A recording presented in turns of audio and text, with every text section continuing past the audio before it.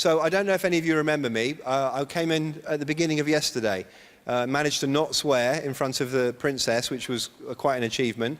But I said 5 things, and I was hoping that I would be able to live them, and then I might mention them now. So for those of you that weren't here, can anyone remember what they were? It was stop, fault, hate, phone, and then the last one, do, or something like that.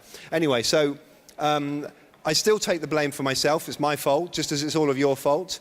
I don't look at my phone because, I do a little bit, but not much, because Eva, the organizer of this summit, has had me working so hard I haven't had a chance. I haven't found anyone I hate here, which is a shame, because I wanted to engage with someone I hate. However, I did find a couple of things that I hate, and one of the things I hate is future conditional. I saw loads of people saying, what we should do is this, what we would do, we plan to do this, we'd like to do this, and that to me is bullshit. That's just saying, oh, you know, maybe someone else will do it and then I'll come and follow. So I hate future conditional. Let's not do that one. The thing that really resonated with me was this, the pitch stage. So I spent the last couple of days hosting this, and I've seen the most incredible businesses and individuals who are actually doing it. So if any of you remember yesterday, I talked about do it, do something, don't just talk, do. And these people are all doing stuff, and that to me was very, very inspiring. Indeed, it's so inspiring that if I had my way, I would have had them on the stage, and some of the people on the stage who were talking about maybe in the future downstairs trying to convince us why we should listen to them. But that's just me. It's much smarter people than me organize this. So with that said, I'd like to introduce you to the winner of the pitch stage. There were 12 contestants. They were all brilliant. You must go to the website. You must have a look at them. You must visit them downstairs because they were brilliant and they are doing something. But please join me in welcoming the amazing Michael from ColorZen. Michael, come and join us.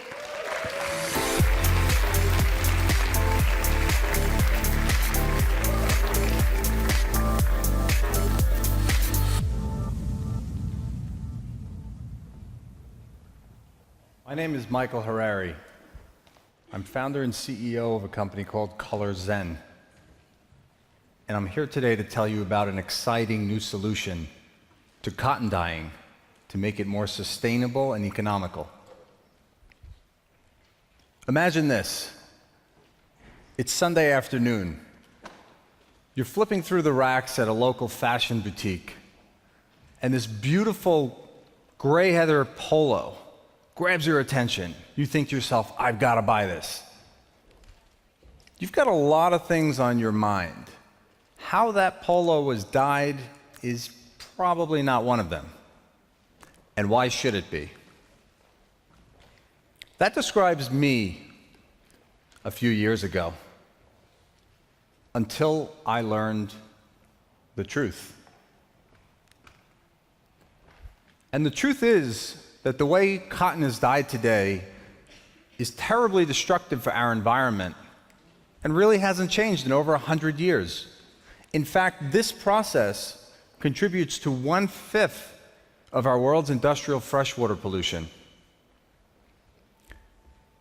So why is it so hard to dye cotton? It's because cotton and dye are both negatively charged and actually repel each other. And so to dye, it requires lots of force in the form of excess water, high temperatures, and toxic chemicals. So what does this mean?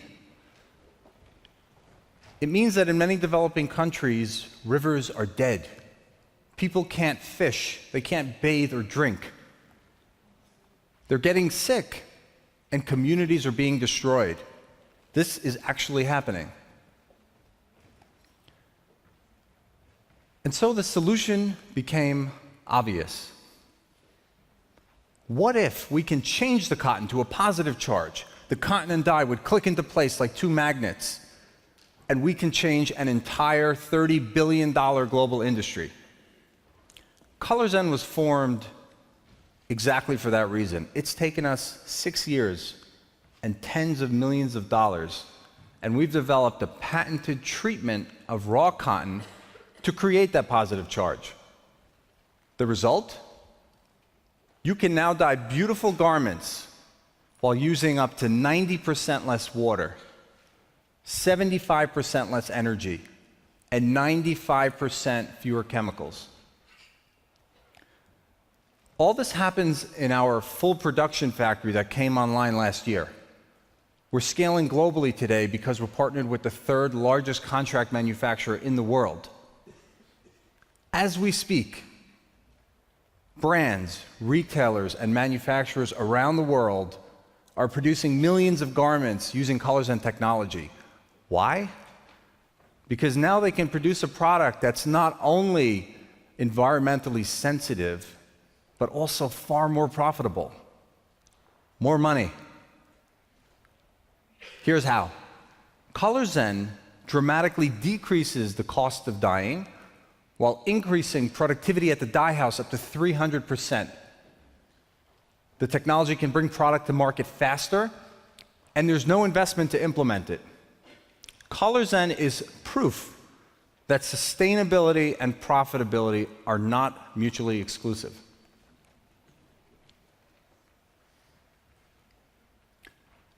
So I'm going to leave you today with some really, really good news. We have waited a long time. We finally have a solution to this problem. And it works for business and for the environment. So now when you buy that beautiful heather polo with a ColorZen hang tag on it, you feel amazing. Because now you're no longer just talking about sustainability. You're living it. Thank you.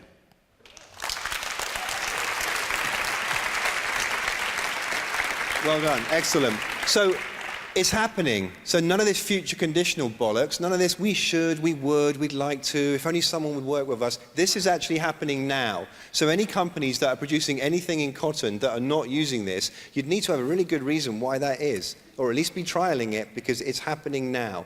I'd love to hear what you think. We're not really supposed to do this, we haven't got microphones and stuff, but if there's any questions in the room that you care to shout, we would love to address them. We have precisely 3.1 minutes. So does anyone have any questions about this? Yes? Could you talk to the technical aspect of how this works and how you made it a positive so that the guy can absorb it? How do you explain to somebody as stupid as me how you do it, you turn a positive into a negative in the sort of chemical technology thing? So we have a large factory that we built, a full production factory in the United States. And what we do is we take raw cotton from baled form, we put it through a safe treatment process. We dry it, we put it back in bales, and we ship it to the manufacturer who then spins it into yarn and brings it all the way through to dyeing and garment. And by doing so, we're actually creating a positive charge on the surface of the cotton. And that eventually just grabs onto the dye and holds really tight. So in fact, we can actually get better color fastness than the industry average because of that natural attraction. Contrary to popular belief, cotton does not like to be dyed. I believe there are some mills in the room as well who are working with you. Absolutely. Anyone want to put their hand up? Yeah, there you go. I just wanted to know the color range that's possible. So, Limitations. what color range is possible? What are the limitations? Absolutely. One of the differentiators of this technology versus others that have tried to do something like this is that we can achieve a broad range of from very light to very dark. In fact, we've been able to achieve what we'd call a super black, black that's blacker than black because of that, again, that natural attraction between the cotton and the dye. So not only no color limitations, but actually some additional palette for the designers to work with. Super black would actually suit me because I'm super fly. Another question? Yes, over there. I'm going to run over so I can actually hear you. Okay, you spoke of a process. What is the process? What is the witchcraft that makes this happen, Michael? How do you describe the process? Well, you know, I'm not going to just give you over my IP, right? It's not magic. It's actually a really simple process, but it's taken a long time for the industry to get here, for us to get here. So I would say it's sophisticated, but yet the concept is simple. Not sure I could tell you much more than that. But I will tell you this, if anyone has any concerns about the chemistry of the technology, because that might be what you were saying in a nice way. We are Okotex certified, Okotex 100. We have other certifications that we can speak to as well, that the chemistry and the treated cotton is safe for adults, for babies, and has no harmful effects. So in the last 30 seconds, Michael, what do you want? What do you want to get out of this? Because I know you're already working with certain big brands I've heard about. Who are you not working with you'd like to come and see you afterwards? Well, I think that what I want to get out of today is awareness. I think the wet processing part of the supply chain has been long forgotten. Everyone seems to be focused on the beginning of it, the end of it, the circularity of it, which is all super, super important.